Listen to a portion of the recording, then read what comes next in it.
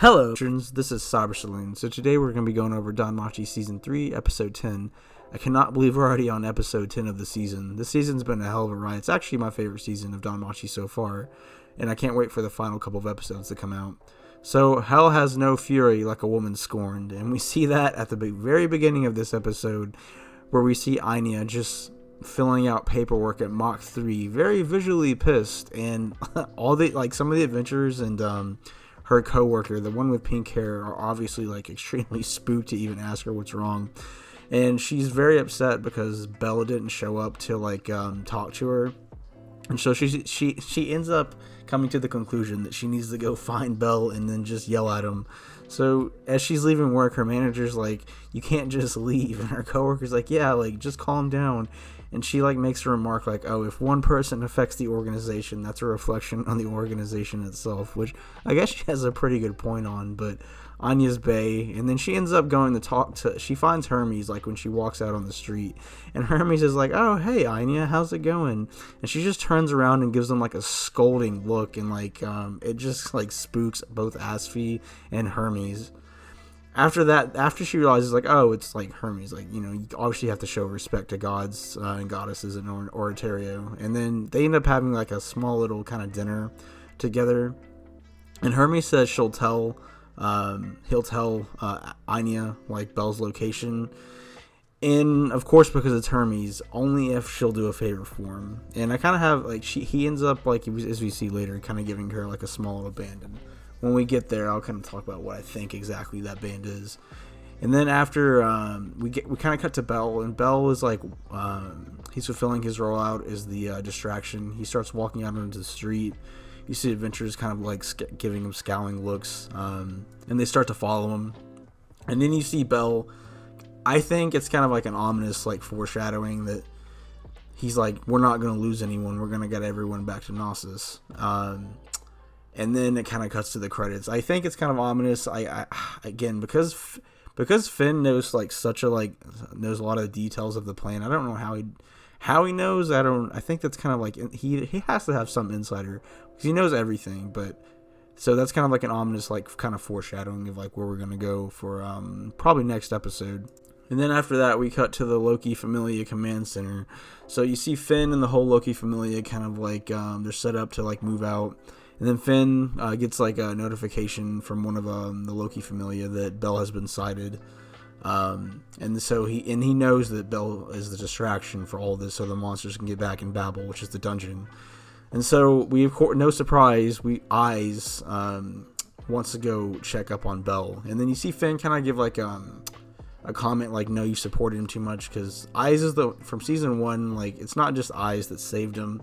Eyes in season 1 also trained him, so she obviously, we know that Eyes and Belle kind of have a thing, but more so one-sided with Belle right now. But Finn knows that Eyes has too much of a friendship with Belle right now in order to be trusted not to be compromised, and watching him and make sure that he doesn't make any strange decisions or try to help out the monsters, which Finn knows and everyone knows that Belle is going to try to do.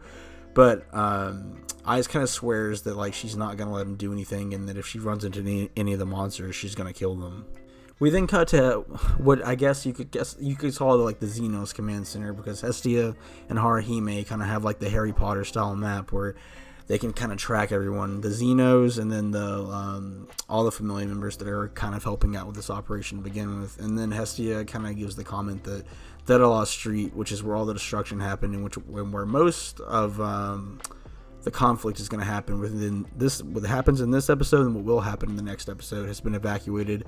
So there's no civilians there or anything like that can get hurt. There's of course adventurers that are obviously along Daedalus Street, but all the civilians and everything like that, the business owners and stuff like that, they're out of the way, so they don't have to worry too much about that. We then cut to Eyes, she's really creepily stalking Belle. Belle's walking down the street, getting ready to fulfill his role, and then Eyes just shows up. They don't say anything to one another. She's just watching him on the rooftop, and Belle's just ah, shit, my wife who's here, I can't, this is gonna be a hard situation to kind of get myself out of.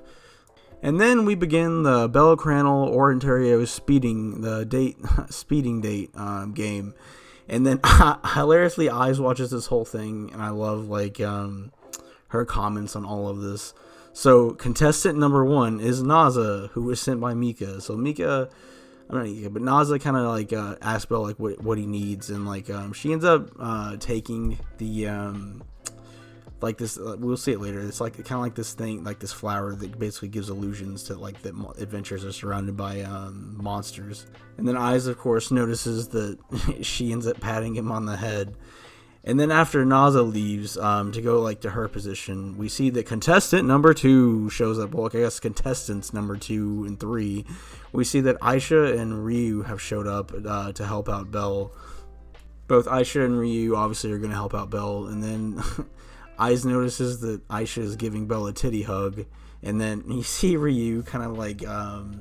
she like tells, of course, because she's kind of jealous, obviously, she tells the Aisha to like, oh, let go of him. And then Aisha kind of makes like a suggestion that she wants to ara Belle. She's like, oh, like I'm not gonna let my prey escape from me twice, like. And then obviously Ryu's not too happy about that. Eyes keeps getting more and more concerned. And then, after, of course, they agree to help him, and we'll see, a fight that I'm really excited to see. Hope they don't cut it out, which is between Ryu and Eyes.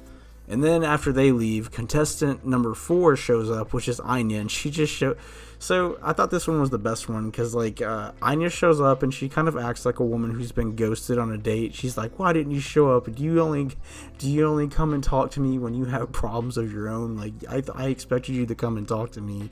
And you see, like, a hilarious, like, snippet of Eyes is like, everyone who's showing up to talk to Belle is a woman. Is Belle some kind of delinquent?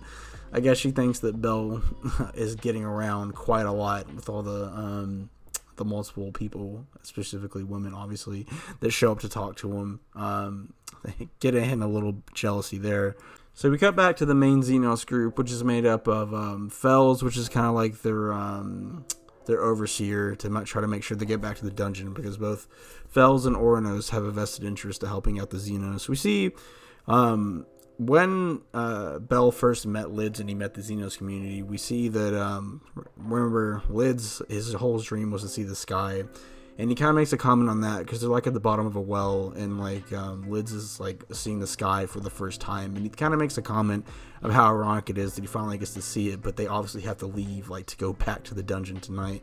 I hope that's not like a kind of like a foreshadowing tactic to where Lids is going to die. And the reason I even say that is just because like the one thing that he always wanted, he gets. And it's just like, on top of that, like Finn knows the whole Loki Familia knows the whole plan. Again, I don't know how they know this. I don't know if they have some insider, but they know that the whole plan. So it's just like, I that's why I don't, at Bell's comment at the beginning, I don't see everyone making it out alive. But I mean, I could be wrong. I hope I'm wrong. But after that, we see that like Gross like pats like Weine on the head, like saying everything's gonna be fine. Like we're gonna repay like Bell for his kindness. And then Heste kind of gives the order for like, okay, like it's time.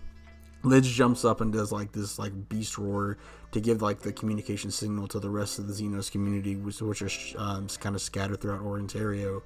That like now's the time for the plan to go in action. That we have to get back to Babel.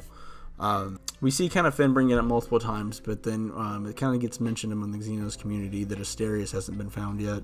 And Asterius is probably, next to Ortorol, I would say, is probably the strongest character that we've seen thus far in the series. I don't even know if Ortorol is stronger than him, because a couple of episodes ago, we kind of got the impression that Ortorol and Asterius have kind of met before. But we cut to him, and he's by himself, and like this, it looks like he's like somewhere like in a very rarely visited part of Deadlust Street, and he's just by himself. I can't tell if he's used some type of magic item, or if he's used something to where his arm has grown back, because you see him, he's sitting by himself, and you see him just kind of like ominously looking at the camera. But I think Asterius is obviously going to show up next episode. There's no doubts about that. But I am curious to see if he got his other arm back. I think he does, because I think Asterius next episode is going to come out in a big way. I'm hedging my bets now. Like, I think that he's going to end up going against either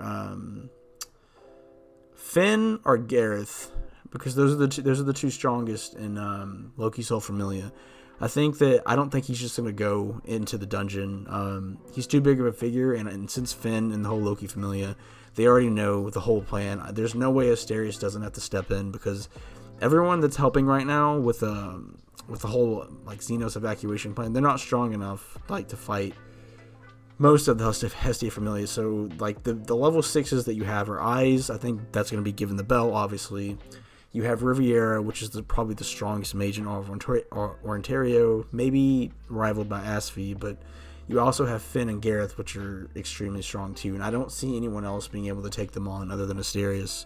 So I think that next episode, that will be his role, and I don't think there's any way that he really stands a chance against them if he only has one arm. So I'm excited to see what he ends up doing, because Asterius is an absolute Chad.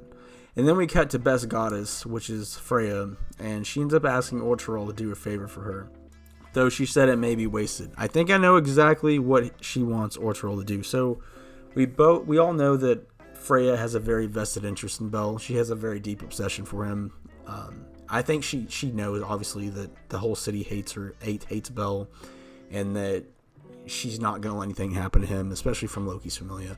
So I think she's sending Ortorol to go help Bel, not in a like, oh hey, what do you want me to do kind of way, but like, should any adventurers get in his way that like Bel can't beat, I think that Ortorol is going to kind of intervene in that, or she's gonna help him in some type of way. And I think, and again, there's no one other than Asterius who's going to be able to fight Ortorol. Ortorol is the only level 7 that even exists within Ontario in the first place. So I'm really excited what he's going to end up doing. So I think, I don't think you got a little bit in season 2, but Freya's Familia is supposed to be the strongest, and Ortorol's a badass, and that's kind of been shown. But I really want to see Ortorol more, and I kind of want to see him kind of go against somebody, just because like he's such a high level adventurer that I want to see him go against some of the other ones. And so obviously I love Freya's whole political game that she is doing from the shadows to help Bel.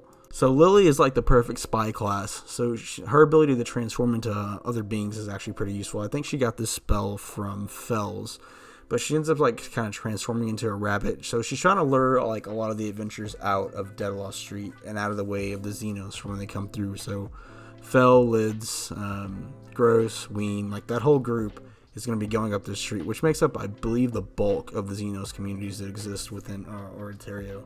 So her whole goal is try to lure a lot of them out so that they won't be trouble. So she ends up transforming into a monster, I guess, and she's like, she says something about Fells. I think she knows, like, not she knows, but this is like a spell that Fells taught her to transform into a monster, and she ends up kind of luring away a decent amount of the adventurers. So after Bel hears the signal from Lids, he leaves Anya. He tells Anya, like, oh, you can be mad at me later all you want. But as he's running, Anya realizes that she never ended up fulfilling Hermes' wish, which was to give the bracelet for her.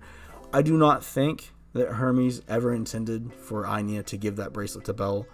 I think it's like, I'm not quite sure what it is. I'm not sure if it's some type of locator device.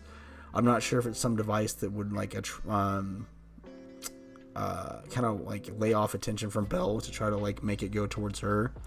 But I don't think it was ever intended to go off her wrist, because when she tries to pull it off, she can't get it off. So I think that device that Hermes gave her was always intended to never be taken off in the first place.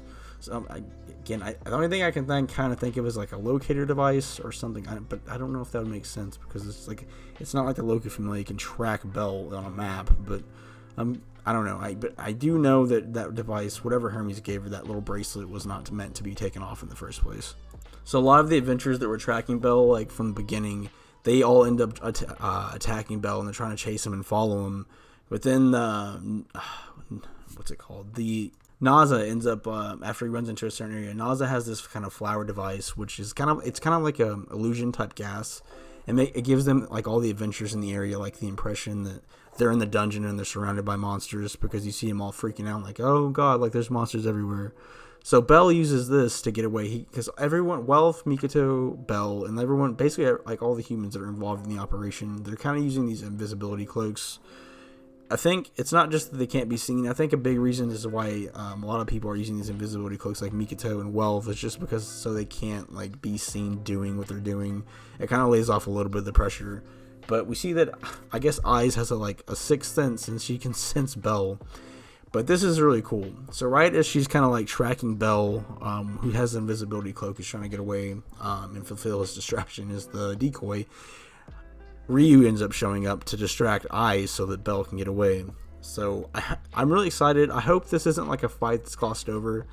Like everyone who's been watching, like who's seen a lot of shows knows that like sometimes you'll get like a fight between like characters that you're like, oh wow, this is gonna be a good one, but you'll just see like the aftermath from it, and I hope it's not one of those fights because Ryu, I do think Eyes will obviously win. I think Eyes is a higher level than what Ryu is, but Ryu is she's really powerful. Ryu is definitely like kind of like a top tier character, but I don't think she's level 6.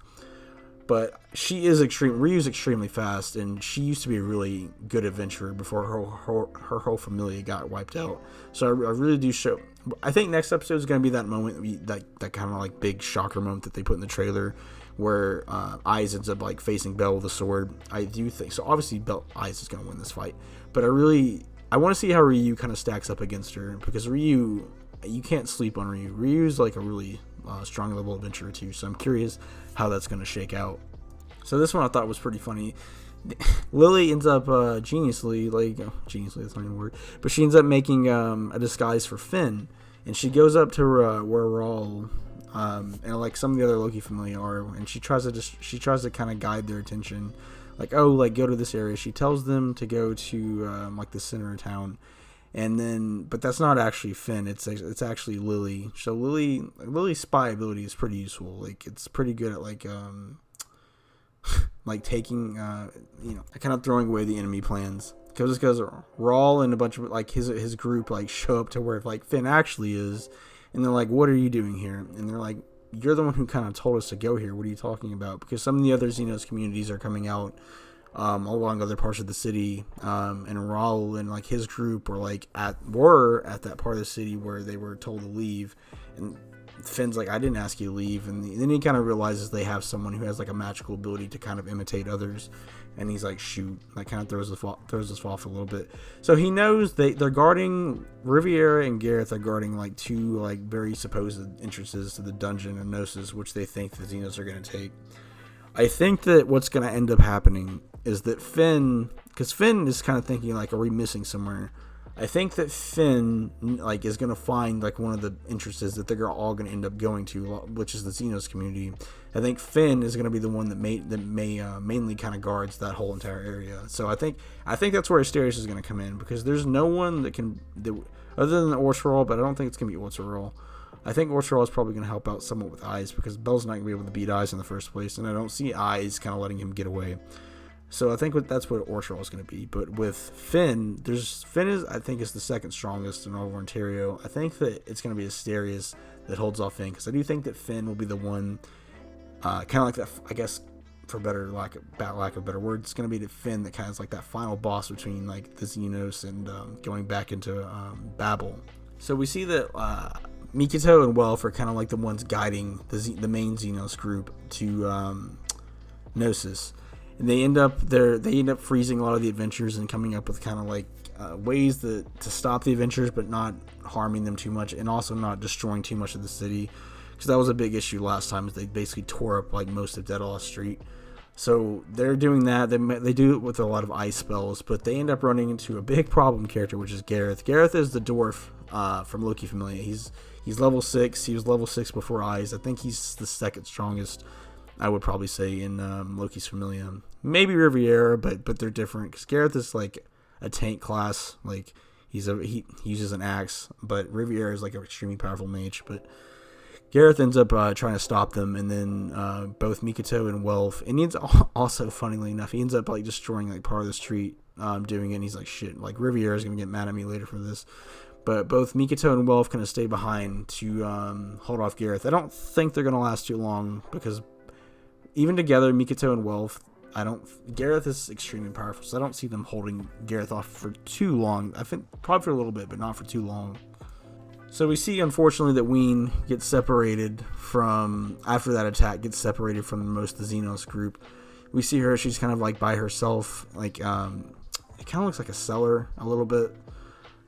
She's kind of wondering by herself, like, where everyone was going to go. And I kind of knew this was going to happen. I thought it would be, I would have thought it would end up being like Weine, that she goes off on her own to try to find Belle by herself. But in this case, she kind of ends up by herself because of the attack.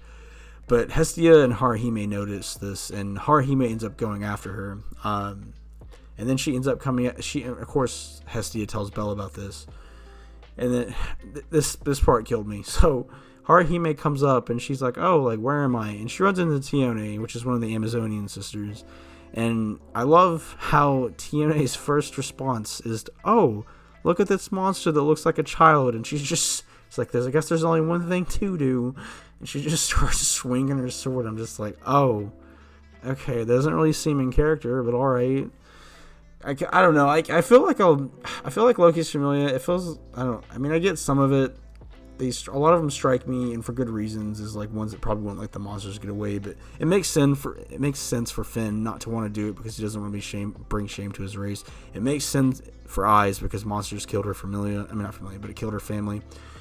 For them, it makes sense, but for Tione, for her to do that, like, be like, oh, okay, she's ready to kill this, like, monster looks like a child, it doesn't really make sense. Like, I feel like there's a lot of added character moments for the Loki Familia in this, like, kind of arc, and I feel like they're kind of set up that way just so they can be the antagonist, because it doesn't really seem like this is kind of stuff they would do, like, generally. It feels like Finn especially would kind of want more information.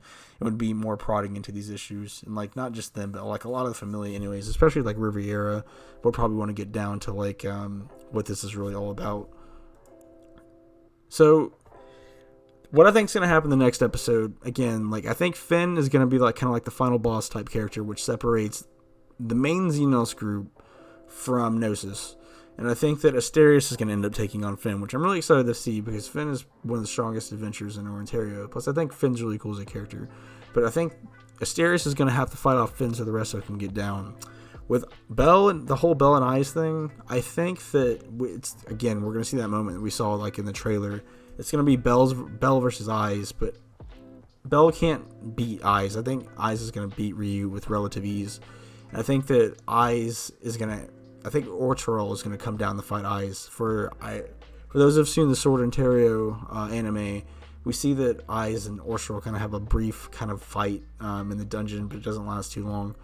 But I think that's what's going to end up happening. And I do think that a couple of monsters are going to lose their lives. I just don't see a way that they don't, just because their whole plan is known. So I don't see a way that a couple of adventures, especially from Loki's Familia, don't take out a couple of monsters in the process. But I'm really excited to see what the next episode holds. What do you guys think is going to happen in the next episode? Do you think that Asterius is going to come out and fight Finn, or do you think he's going to end up elsewhere? And what do you think that the confrontation between Eyes and Belle is going to be like? Because I hope it's not one of those things that it's just like a few minutes and it's resolved through words. I hope it's like a kind of a lengthy conversation into kind of like why we know why Belle and we know why Eyes is on the sides that they are, but I hope you get kind of like a long conversation between those two about like why they're principled in doing what they're doing. Because I've always wanted kind of more dialogue between Belle and Eyes in the first place. Well, guys, that's all I got for this video. Don't forget to like, comment, subscribe, and I'll see you guys in the next video.